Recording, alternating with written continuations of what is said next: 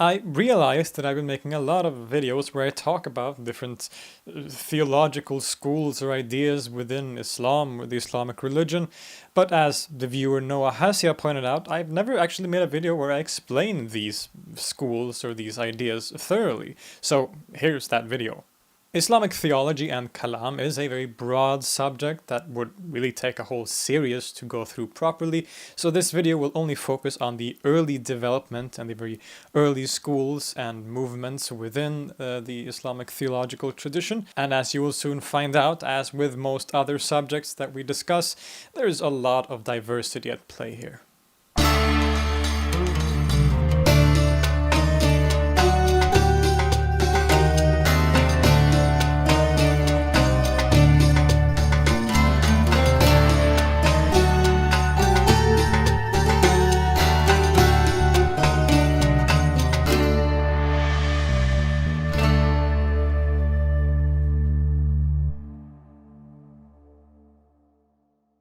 So basically all Islamic theology stems from or has as its basis the concept known as Tawheed, which is what is expressed in the Islamic proclamation of faith, La ilaha illallah, there is no God but God. So Tawheed means that there is only one God, but also that God is one, that he cannot be divided into parts, that he is not one out of a selection of multiple, that he is oneness, he is one. This is the only thing really at all that I can comfortably say that basically all Muslims in history have agreed on. So if we rewind the clock to the 7th century, the Prophet Muhammad has just died after reciting the Quran for the last 22 years of his life. Now, this sudden death of this Prophet left his community in a state of shock and confusion, not knowing how to interpret this Quranic event, this prophetic event, and how to understand this new scripture or recitation, the Quran, without the guiding hand of a prophet who can interpret it for them. And so because of this, a lot of different schools and ideas and movements emerged in the very early Muslim community. I've discussed in other videos some of the main general movements that emerged in this early Islamic community, one of them being of course fiqh or jurisprudence, which is what we could call Islamic law. It is the process of trying to figure out what this thing called the Sharia is. Basically figuring out how one should live as a Muslim, how one should conduct affairs, how one should perform religious rites and ceremonies and so on. The very practical aspects of the religion. There was also what's known as falsafa or philosophy, which was basically philosophy derived from the Greek tradition. It included translations of old Greek classics like Plato and Aristotle or Plotinus, and who would then also try to synthesize this or interpret the Islamic revelation or the Islamic teachings in light of these old Greek teachings. There was also Sufism or Tasawwuf, which is the mystical and often ascetical practices and theoretical tendencies that also emerged in this period. And then lastly, there is Kalam, which is what we'll talk about in this video today. Now, Kalam, the word Kalam literally means speech. These categories like Kalam and Sufism and Falsafa should not be seen as mutually exclusive. The lines between them are often very blurry. Also, Kalam does not necessarily mean theology in a general sense. When we say Kalam, we mean a more specific movement who used, you could say, rational debate or argumentation to convey or to try to understand or interpret certain beliefs and teachings within the Quran and later also the Hadith literature. And so because of this, the lines between falsafa and kalam can be very blurry, especially early on at this early phase. The biggest difference being that the philosophers, the falsafa, put a more emphasis on the Greek tradition and trying to interpret those texts. The Quran has some basic theological teachings, like the idea of Tawheed, which I mentioned, but it doesn't answer all questions clearly. And so early on, there were debates about a number of questions relating to it. Some of the most prominent theological questions in this early phase include questions of the attributes of God, the nature of Quran and the revelation, free will versus determinism, and the nature of faith and sin, and much more. Now we need to get some basic problems out of the way. The common idea that there was an orthodoxy from the beginning that was challenged by diverging sects must be discarded if we want this discussion to remain academically and historically accurate. Much like in early Christianity, there is no orthodoxy, but a chaotic explosion of different ideas, movements, and schools of thought. A kind of orthodox position in this way doesn't emerge until around the turn of the millennium, and even then, orthodoxy is always a fluid term that is never fixed or monolithic. But in this vast array of different interpretations and understandings of theological ideas or theological concepts, there are a few questions and movements that are worth talking about. And one of the early, most hotly debated questions was the question of free will. And it seems that many of the early Umayyad caliphs, and indeed many people in the Muslim community in general, seems to have held a deterministic position, that we don't have free will, but that God is in control of every event and every action, even our own actions. And this, of course, upholds God's absolute power, but it also comes with another problem. Because the Quran and the Islamic religion generally speaks about certain responsibilities, that we are to act in a certain way, that we have certain rituals that we need to perform in order to avoid going to hell, for example. But if we don't have free will, then what's the point of even following these prescriptions? If we're actually not in control, then why is the Quran telling us to do anything? This led some Muslim scholars, many associated with a pietistic school called the Qadris, to argue that indeed we do have free will and that we are responsible for our own actions. A similar opinion was held by the Kharajites, an often extreme group who seceded from Ali's army and opposed the Umayyad regime. They also held the belief in free will, as would the more moderate offshoot of the Ibadis later on. The Kharajites' insistence on free will is related to their strict ideas about sin and belief, which was another theological question that was discussed at this time. According to the Kharajites and later the Ibadis, a person's beliefs and actions are intimately connected. So if a person commits grave sins, that sort of revokes his status as a believer or a Muslim. And this is, for example, why some Kharajites felt like they could assassinate Ali, because they felt that his actions had made him lose his status as a Muslim. Other groups disagreed. Groups like the Murji'a argued that the judgment on sinners, especially those of the past, should be left to God, and thus promoted unity in the community by trying to end this constant arguing over sinning. To them, faith and action are separated.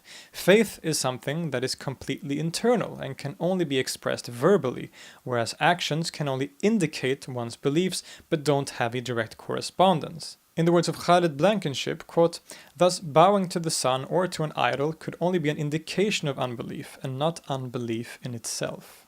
Only God can know the true state of a person's faith or beliefs, and thus he is the only one who can also judge them. Thus, according to this belief, sinners cannot be called unbelievers, but at worst, misguided believers." The Murji'a are considered to be extinct today, but some of the basic ideas of this movement has survived into the Hanafi school of law and the Maturidi school of Kalam.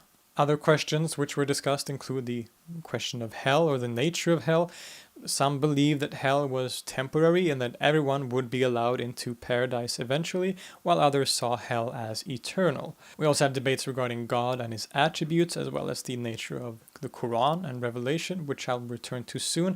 But what's important to remember is that in this very early stage, we're talking the first century basically, we can't really talk about schools of thought in the strict sense, but rather sort of loosely associated movements that held similar beliefs. But also people within these so-called movements often could hold competing views on certain questions while agreeing on others. So we're not talking about a set of fixed schools at this point. What's usually considered the first proper school of doctrinal theology or kalam is what is known as the Mu'tazila. Its origins is often attributed to the thinker Wasil ibn Atta and would wield a significant level of prominence in the following centuries. The Mu'tazila is characterized by a strong use of reason in determining their theological and doctrinal interpretations and understandings. This wasn't all that uncommon at the time. Similar tendencies were very popular in jurisprudence or fiqh at the time as well. But this emphasis on logic and rationality did lead to some of the characteristic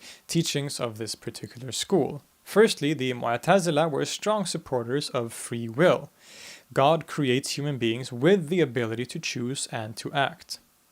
They also held that in order to retain God's oneness and transcendence, and thus the doctrine of Tawheed, he must be without any creaturely qualities. There were some at this time who taught that God had a physical body, or some kind of body at least, since many Quranic verses talk about his hands and face and him sitting on the throne and so on. The Mu'tazila and many others instead argue that all such verses of the Quran should be read allegorically or metaphorically and not literally. God is thus absolutely beyond comprehension and has no qualities or attributes as such. Regarding the debate on qualities like power and life or knowledge, they argued that these aren't attributes that God has as a part of himself, but that these attributes are his essence. Quote, God knows through himself, rather than a knowledge other than himself. So God doesn't have knowledge. God is knowledge, and he knows through himself, which is the knowledge that he is, and so on. And perhaps most famously, and a point that would constitute what is perhaps the most heated debate at the time, they held that the Quran was created rather than being co-eternal with God. And we will return to this debate shortly. In a general sense, the Mu'tazila put a strong emphasis on aql, or intellect, as well as reason, to determine or understand the world, but also God and revelation. And all of these ideas were present in the region and in the Muslim community before this, but the Mu'tazila can be said to be the first proper school, or sort of unified movement, who very much proclaimed these ideas. This general attitude was part of a larger trend within the early Muslim community, and one that was, at this time, actually predominant. Even scholars in jurisprudence, and jurists, also favored rational inquiry and personal opinion, called the Rai, which they used alongside the Quran. And it was only in later periods that a more strict or textual-based practice came to be the norm by implementing hadith and these things. The earliest Hanafi school of jurisprudence, for example, had strong contact with the Mu'tazila and with the Murji'ites, for example. But as the 8th century reached its concluding decades and as the 9th century started, there was another movement that was very much growing in prominence, and this is a group that is often called the traditionalists. The traditionalists are also often synonymous with the so-called traditionist or the Ahl al-Hadith. And they are called this because these are the people who would argue for and collect Hadith literature and argue for its wider usage in both jurisprudence and fiqh and also in theological questions. Instead of emphasizing rationality and personal interpretation, they saw this as problematic, as it led to disunity in both doctrine and practice. Instead, they favored a strict scriptural approach, where the Quran was to be read literally and followed to the letter. It is also this group that around this time became central to the gathering and collecting of hadith, which is stories and saying of the Prophet Muhammad, and arguing that these should be used alongside the Quran almost exclusively in determining practice and belief at the expense of rational speculation or personal opinion. So, whereas the Mu'tazila believed in free will, the traditionalists were deterministic. They didn't want to divest God of any power over creation, including human actions. Similarly, they wanted to read the Quran literally, and so God to them had anthropomorphic qualities, as they are described in the Quran. They criticized the Mu'tazila's belief in God's nature as denying his attributes. So remember, the Mu'tazila said that God doesn't have attributes as described in the Quran, that these are to be read metaphorically, and even the essential attributes like life and knowledge they're not part of his essence, they are his essence. And so the traditionalists would very much criticize this and say that they are denying God his attributes. As you might expect, they also denied the idea that the Quran was created, but instead that it was uncreated and co-eternal with God. Being God's speech, they argued that there could not have been a time when God did not speak or know the Quran, and so it must have existed before creation. And this is kind of similar to debates in early Christian theology, where people discussed the nature of Christ. Is he equal to God or subordinate to him, like the Arians held? This question of the createdness of the Quran may seem like a trivial question, but it does actually have some significant implications.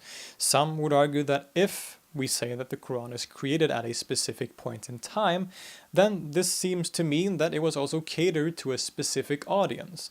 And this could also then lead to a larger openness in reinterpreting to new times and new situations, whereas an eternal Quran makes this a bit more difficult. The traditionalists are also characterized, like I said, by a reverence for collecting and use of hadith literature, which they thought should be used to complement the Quran in a very comprehensive way. The Mu'tazila, on the other hand, were sometimes skeptical or outright hostile to the hadith literature, sometimes even calling it mere guesswork and even calling them absurd and blasphemous. They argue that the hadith were simply used and fabricated by the traditionalists to support their ideological positions and thus constituted bid'ah, or innovation. And this is a position that they shared with many of the early jurists as well. While this division is rather generalizing, and there was most likely more of a spectrum of positions and people in between these two extremes, but the Mu'tazila and the traditionalists would engage in debates and polemical arguments for a long time in this early period. The question of the createdness of the Quran became an especially heated debate in the early 9th century. The term created in this sense does not mean that they believed that the Quran was created or written by a human being, not even Muhammad. There was no debate about whether or not the Quran was God's word in a literal sense. Everyone in this debate agreed on this. The question was whether God created it at a specific point in time, like he creates other objects in the world, or if it, being God's speech, existed eternally with him. Now, opinions on the nature of revelation varied in this early period. There seems to have been even those who viewed Muhammad as having composed the Quran to some degree, or at least that he had a much bigger role to play in its composition. But no writings or references to these groups in a secure sense survives to this day. However, the Ismaili Shiites held a similar positions and thought that the Quran was, quote, the divinely inspired word of the Prophet Muhammad. In any case, at the time of the Mu'tazila and traditionalist debate, and in the Sunni world generally, the majority of Muslims had adopted the idea of the Quran as God's literal word, and thus this is the context in which this particular debate takes place. The rational Mu'tazila position was often supported by the Abbasid caliphs and was popular among the educated elite of society.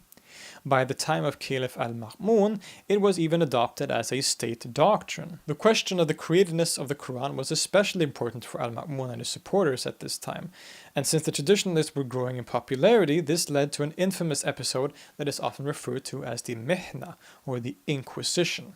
As Mu'tazilism was adopted as state policy, the traditionalist position was seen as a threat to what they considered to be right doctrine. As a result, the state officials would sometimes force traditionalist scholars to accept the idea that the Quran was created. Some of these scholars reluctantly accepted and did affirm this position, while others refused and were often not treated too well as a result. The proper mihna started in 833, in which some of these scholars who had refused to affirm the Mu'tazilite position were arrested and imprisoned.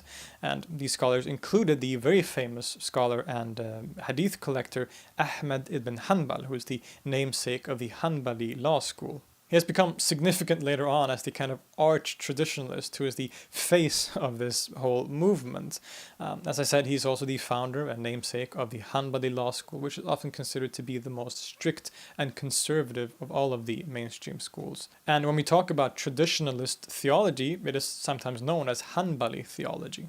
Ahmed ibn Hanbal was arrested and even tortured in their attempt to make him accept the position that the Quran was created, but he continuously refused. State support for Mu'tazilism in particular officially ended in 851, and as you can imagine, the Inquisition and the general way that the state forced acceptance of Mu'tazilism in that way really only had the opposite effect.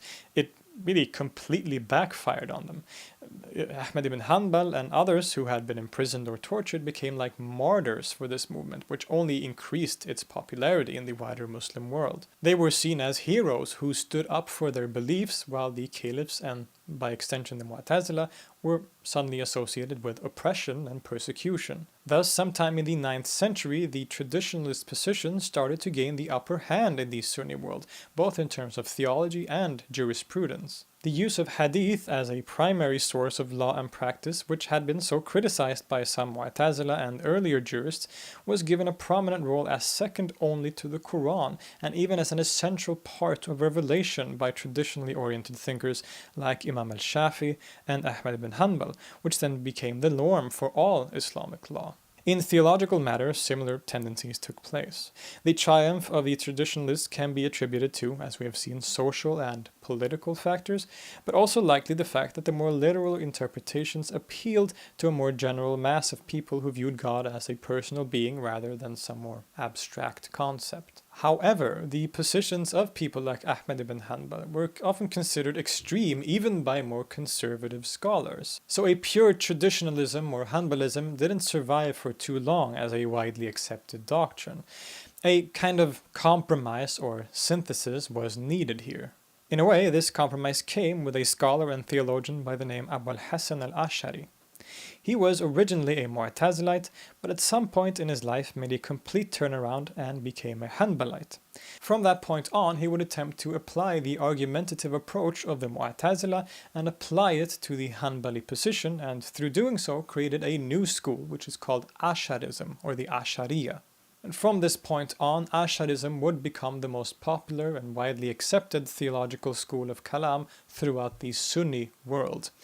It is often seen as a synthesis or compromise in between the Mu'tazila on the one hand and the traditionalists on the other, which is true in one sense, but in actual reality it is a lot closer to the traditionalist side than to the Mu'tazila, even if it does move away from some of the extremes of the earlier traditionalist movement. For example, the Ash'aris tend to argue that the attributes and qualities of God are real and co-eternal with him, and that they are neither God himself nor other than him. They often hold that if the Quran says that God has a certain attribute, we should accept this fact, but also accept the fact that we don't know what this actually means in reality.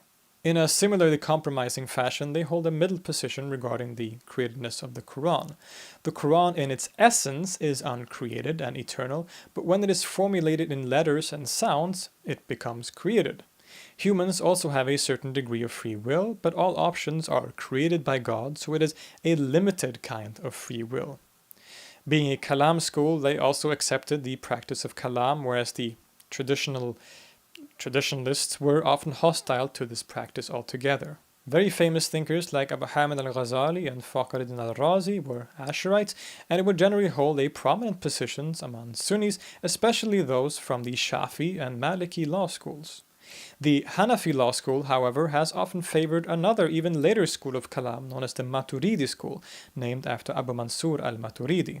This school can be seen as another kind of compromise or middle position.